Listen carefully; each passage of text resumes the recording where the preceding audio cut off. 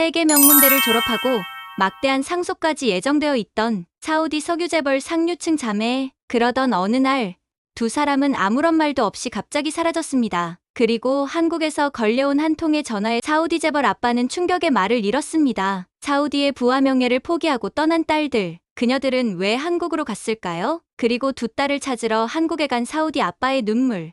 과연 한국에선 무슨 일이 있었는지 지금부터 이야기 시작합니다. 그 전에 구독과 좋아요 누르시면 복 받으실 거예요. 안녕하세요. 이 이야기를 적어 내려가기까지 몇 번이나 펜을 들었다가 내려놓았습니다. 제 인생 전체를 뒤흔든 일이었고 그 끝에서 저는 진정한 부와 명예는 무엇인가를 처음으로 고민하게 되었습니다. 제 이름은 칼리드 알파이잘입니다. 사우디아라비아 동부 다란 지역 석유가 흐르는 사막 도시에서 태어났습니다. 저희 아버지는 국영석유 회사의 초기 개척자였고 어머니는 왕실 교육을 받은 귀족 가문의 딸이었습니다. 어릴 적부터 저는 부와 명예 속에서 자랐습니다. 아버지가 남긴 유산은 숫자로 가늠할 수 없는 땅과 유정, 그리고 국가전략회의에 직접 참여할 수 있는 이름값이었습니다. 저 역시 사우디 국영석유 회사의 전략기획실에서 30년 넘게 일하며 자산과 정책을 설계해온 사람입니다. 어떤 의미에서는 저는 석유라는 자원을 종교처럼 신봉하며 살아온 사람이었습니다. 하지만 제게는 그 무엇보다 소중한 존재들이 있었습니다. 사라와 라나, 바로 제 딸들입니다. 두 딸은 어릴 적 어머니를 잃었습니다. 제 아내는 둘째가 겨우 3살이었을 때 병으로 세상을 떠났고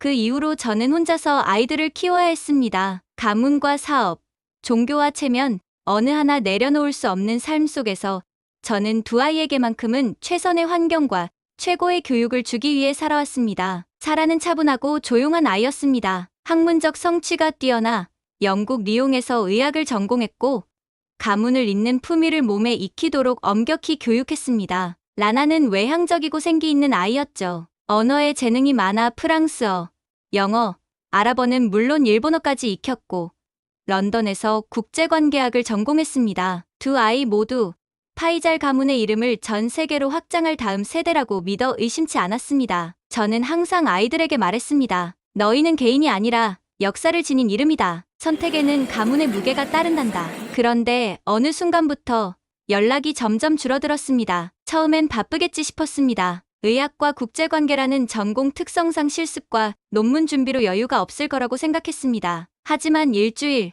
한 달, 2달 연락이 오지 않는 날이 점점 길어졌습니다. 한 번은 직접 전화를 걸어보려다 차마 손이 가지 않았습니다. 아이들에게 체면을 구기고 싶지 않았던 제 자존심 때문이었을지도 모릅니다. 그렇게 반년 가까운 시간이 흘렀습니다. 그러던 어느 날 집무실에서 회의를 마치고 돌아온 저에게 비서가 다급히 말했습니다. 따님께서 영상통화를 요청하셨습니다. 중요한 일 같습니다. 화면을 켰습니다. 사라였습니다. 그 옆에는 낯선 동양 남성이 함께 있었습니다. 아버지, 정말 죄송해요. 지금 말하지 않으면 너무 늦을 것 같아서요. 사라는 잠시 숨을 고른 뒤 말을 이었습니다. 저는 지금 대한민국 서울에 있어요. 이 사람은 제 남편이고 우리 아이는 이제 2살이에요. 그 순간 저는 아무 말도 할 수 없었습니다. 사라의 말 한마디 한마디가 벼락처럼 제 가슴을 때렸습니다. 그 뒤를 이어 라나가 화면에 등장했습니다. 아버지, 저도 한국에 있어요. 지역 커뮤니티 센터에서 일하고 있고 저도 결혼했어요.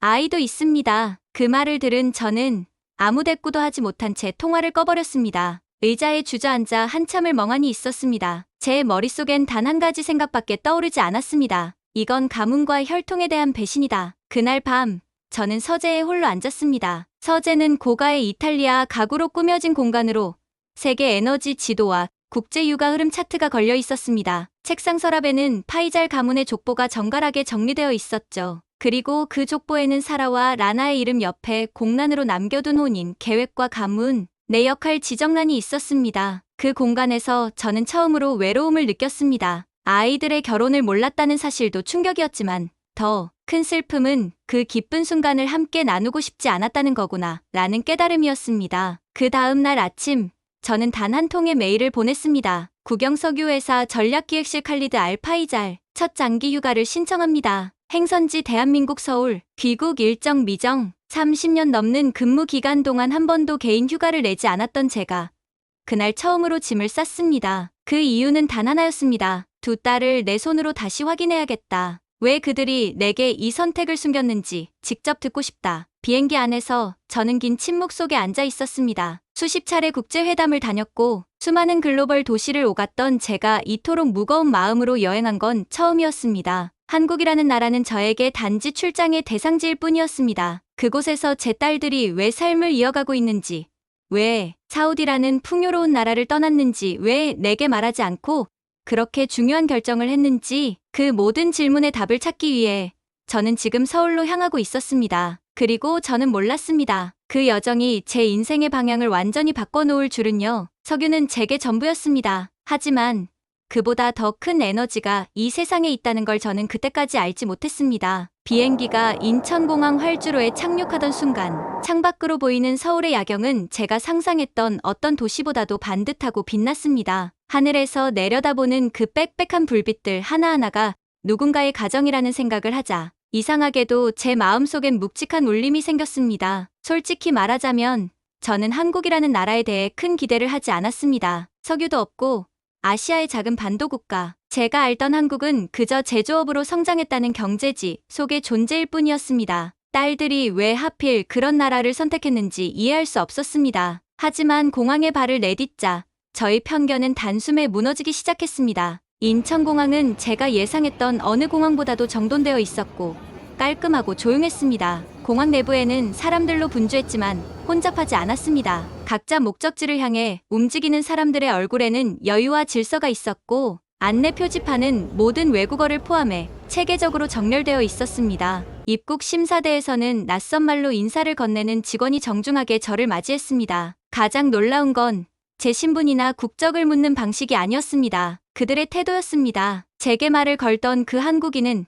제가 누구든 존중받을 존재로 대했습니다. 사우디에서라면 공항 직원이 일반인을 대할 때 그토록 부드러운 눈빛을 보이는 일은 드물었습니다. 그리고 무엇보다 놀라웠던 것은 공항창 너머로 보이는 활주로 너머의 시가지였습니다. 낯선 도시의 불빛들이 어지럽지 않게 뻗어 있었고 공항 주변조차 마치 하나의 거대한 공원처럼 조성되어 있었습니다. 공항이 단지 들어오는 문이 아니라 나라의 품격을 말없이 보여주는 얼굴 같았습니다. 기계음조차 정돈된 듯 들리는 이 낯선 공간에서 저는 묘한 위화감이 아닌 편안함을 느끼고 있었습니다. 게이트를 빠져나오자 라나가 먼저 저를 마중 나와 있었습니다. 검정 트렌치 코트를 입은 채 두 손을 가지런히 모은 딸은 한순간에 어린 시절의 모습으로 겹쳐 보였습니다. 아버지 정말 오셨군요. 그녀가 제게 다가와 천천히 고개를 숙였습니다. 저는 아무 말 없이 그녀를 바라보다가 조용히 고개를 끄덕였습니다. 그 말 대신이었습니다. 숙소로 가기 전 라나는 저를 강원도의 자신의 집으로 데려갔습니다. 그녀는 지금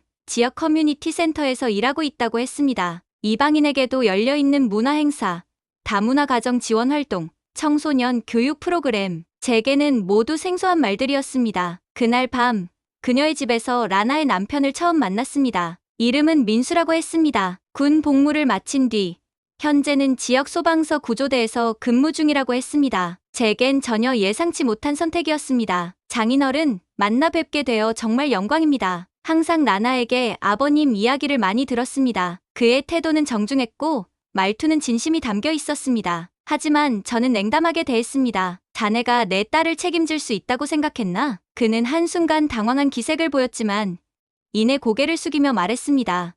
예, 부족한 점 많지만 매일 배워가고 있습니다. 그 말에서 저는 이상한 울림을 느꼈습니다. 변명도, 아첨도 아니었습니다. 단지 한 남자의 결심이 느껴졌습니다. 그리고 그 순간 거실 쪽에서 또각또각 소리가 들렸고 작은 그림자 하나가 불안정한 걸음으로 저를 향해 다가왔습니다. 할부지다. 진짜 왔다. 작은 아이는 환한 얼굴로 제 앞에 멈춰서더니 두 팔을 번쩍 들며 말했습니다. 할부지 안아줘요. 저는 말없이 아이를 안아 올렸습니다. 작고 따뜻한 온기가 가슴에 전해졌고 아이의 손이 제 턱을 만지작거리다 말했습니다. 할아버지 수염 간지러 히히. 그 말에 저는 웃지도 울지도 못한 채 그저 아이를 안고 있었습니다. 사라가 말했습니다. 아버지, 이 아이가요. 사진 속 아버지를 매일 보면서 할아버지 언제 와? 라고 묻곤 했어요. 당신이 누군지 매일 이야기해줬어요. 저는 아무 말 없이 아이를 꼭 안았습니다. 이 작고 순수한 생명이 저를 그렇게 오래 기다려왔다니 가슴 한쪽이 무너져 내리는 것 같았습니다. 그날 저녁 사라의 남편과도 식사를 함께 했습니다. 그는 사라와 같은 서울의 병원 외과 의사로 근무면서 내과의사인 사라를 만났다고 했습니다. 그는 유창한 영어와 준비된 아랍어 존칭으로 저를 정중하게 맞이했습니다. 저는 사라가 자랑스럽습니다. 그리고 우리 아이도 아버님께 인정받는 것이 제 삶에서 가장 중요한 일 중 하나입니다. 그 말 한마디가 제 마음에 오래도록 남았습니다. 주말에는 두 가족이 모두 모여 서울 근교 한강공원으로 나들이를 갔습니다. 도심 속의 강변공원이 이토록 평화롭고 정갈할 수 있다니 저는 눈을 뗄 수가 없었습니다. 넓은 잔디밭, 자전거를 타는 사람들, 돗자리 위에서 도시락을 나눠 먹는 가족들 사이로 손주들이 맨발로 뛰놀았습니다. 할부지 이리 와요.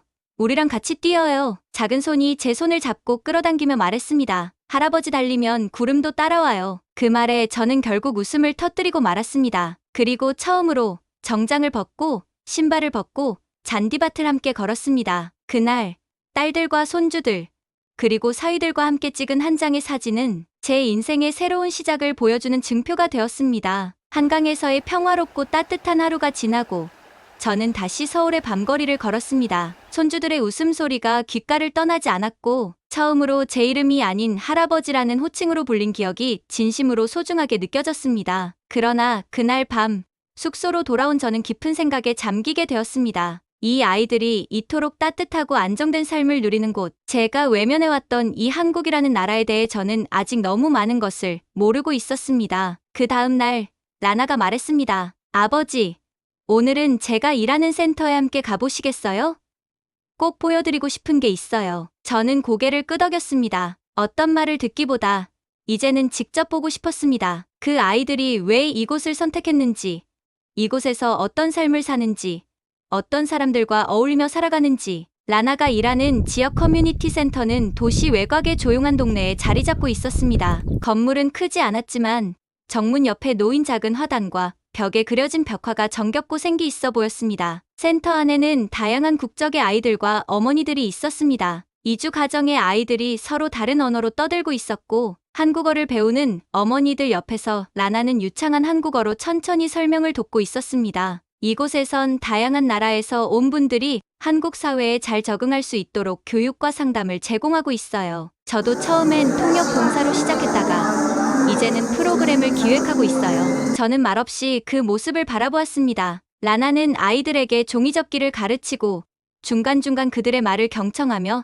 손을 꼭 잡아주는 모습을 보였습니다. 그곳엔 지시하거나 명령하는 가문의 후계자의 모습은 없었습니다. 대신 따뜻하게 세상을 안아주는 한 명의 어른, 한 명의 사람으로 살아가는 제 딸의 모습이 있었습니다. 센터를 나서는 길, 라나는 조심스럽게 말했습니다. 아버지, 저 솔직히 말할게요. 처음에는 아버지가 여길 오신다고 했을 때 너무 무서웠어요. 우리를 부끄럽게 생각하실까봐요. 우리가 사는 방식이 아버지가 기대했던 길이 아니라는 걸 알았으니까요. 저는 한참 동안 대답을 하지 못했습니다. 라나의 눈빛 속엔 여전히 어린 시절의 순수함과 이제는 어른이 되어버린 책임감이 동시에 담겨 있었습니다. 사람은 자신이 살아온 세계 안에서만 진실을 믿는다. 나도 그랬다. 그런데 이곳에서 너희를 보며 내 진실이 전부가 아니었음을 알게 되었다. 저의 말에 라나는 눈물을 머금은 눈으로 고개를 끄덕였습니다. 그날 저녁, 사라의 가족과 함께 서울 성수동에 있는 한 작은 북카페 겸 서점으로 향했습니다. 카페는 옛 공장을 개조한 곳이었고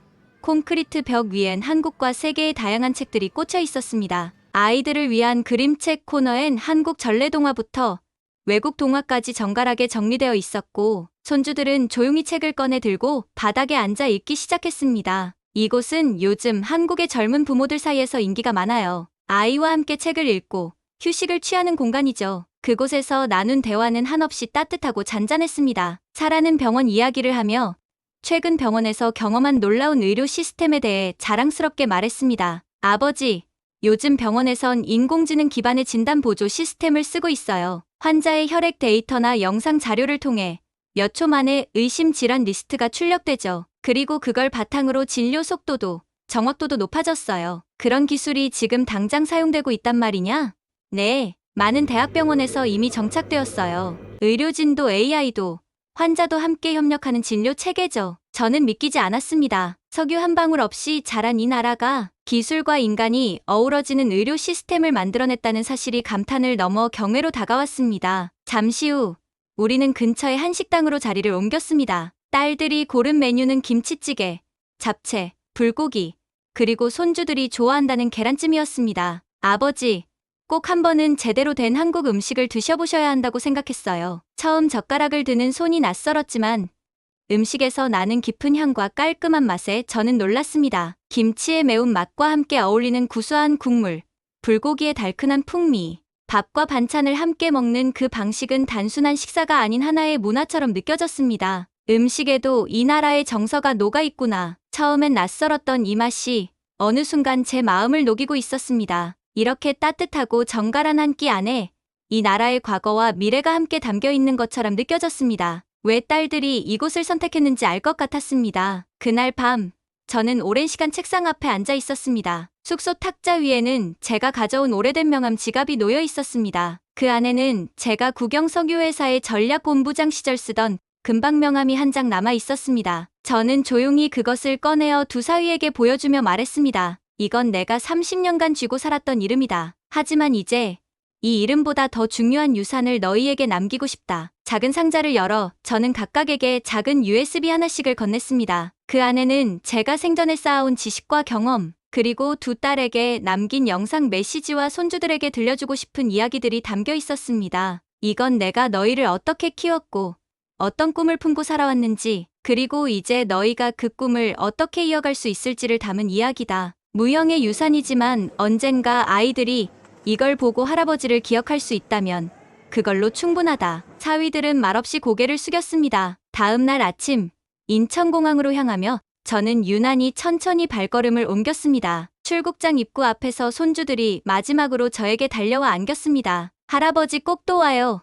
다음엔 같이 찜질방 가요. 저는 웃으며 고개를 끄덕였습니다. 비행기 탑승 전 창가에 앉아 저는 아래로 펼쳐진 서울을 다시 바라보았습니다. 처음 이 도시에 도착했을 때와는 전혀 다른 감정이었습니다. 처음엔 낯설고 불편했던 도시가 이제는 제가 다시 돌아오고 싶은 집처럼 느껴졌습니다. 그리고 저는 그날 일기장에 이렇게 적었습니다. 나는 다시 태어난다면 이곳에서 다시 아버지가 되고 싶다. 한국으로부터 돌아온 지 어느덧 한 달이 지났습니다. 사막의 바람은 여전히 뜨겁고 석유 정제소의 굉음은 익숙했지만 제 일상은 이전과는 전혀 달라져 있었습니다. 책상 한편에 놓인 한국 가족 사진을 보는 시간이 하루 중 가장 따뜻한 순간이 되었고, 점심시간이면 딸이 보내준 불고기 양념 레시피로 만든 닭고기를 도시락에 담아 먹기도 했습니다. 동료들이 그 냄새에 관심을 보이자 저는 웃으며 말했습니다. 한국 음식이요. 사랑의 맛입니다. 그리고 저는 한국에서 돌아올 때 가져온 믹스커피 상자도 꺼내들었습니다. 처음에는 사무실 구석에 조용히 두었지만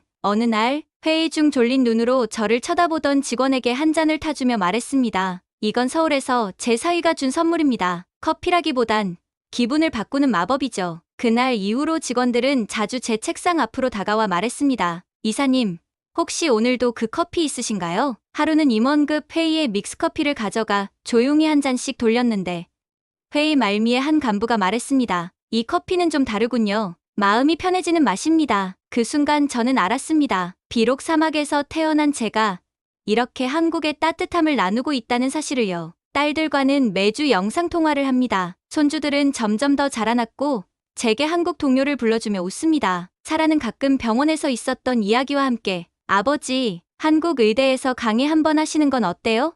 라며 농담을 하기도 했습니다. 그리고 저는 정말로 다음 휴가 계획을 세우고 있습니다. 이제는 그들을 방문하는 것이 아니라 그곳에 머무는 생각을 하기 시작했습니다. 은퇴가 멀지 않았습니다. 많은 사람들이 제게 은퇴 후엔 고급 리조트에서 편안한 삶을 누리라고 권유하지만 저는 다르게 생각하고 있습니다. 한국의 작은 마을, 아이들의 학교 근처에 조용히 지낼 수 있는 집 한 채, 그리고 하루에 한 번쯤은 시장에 들러 두부 한 모와 김치를 사오는 일상, 그것이 제가 바라는 삶입니다. 며칠 전 손녀가 편지를 보내왔습니다. 한글로 삐뚤빼뚤 적힌 글씨엔 이렇게 쓰여 있었습니다. 할아버지, 보고 싶어요. 다음에 꼭 또 놀러 오세요. 다들 할아버지 이야기 듣고 궁금하대요. 할아버지는 사막에서 오셨다면서요? 진짜 낙타 타봤어요? 편지를 읽고 저는 한참을 웃었습니다. 그리곤 답장을 썼습니다.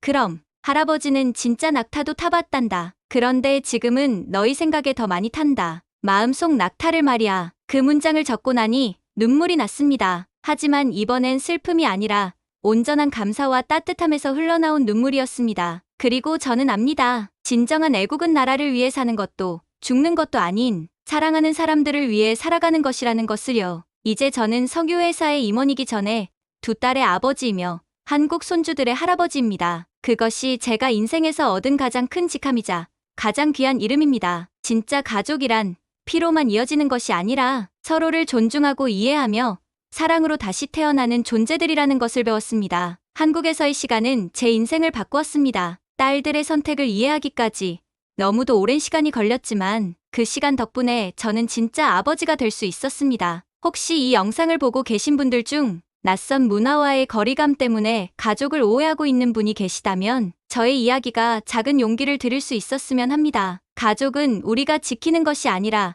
서로의 마음을 알아주는 데서 시작되는 것임을 저는 한국에서 배웠습니다. 감사합니다. 그리고 한국, 다시 만날 날을 기다리겠습니다. 오늘 사연, 여러분은 어떻게 들으셨나요? 사막의 바람을 품은 한 아버지가 한국에서 따뜻한 가족의 온기를 다시 느낄 수 있었던 이야기. 혹시 여러분도 누군가와의 거리, 오해, 혹은 마음의 벽을 느끼고 계시진 않으신가요? 가끔은 용기 내어 한 발짝 다가서는 것만으로 인생이 완전히 바뀔 수 있다는 걸 오늘의 사연이 보여준 것 같습니다. 여러분의 생각도 댓글로 나눠주세요. 감동산책TV, 저희는 다음 이야기에서 다시 찾아뵐게요. 감사합니다.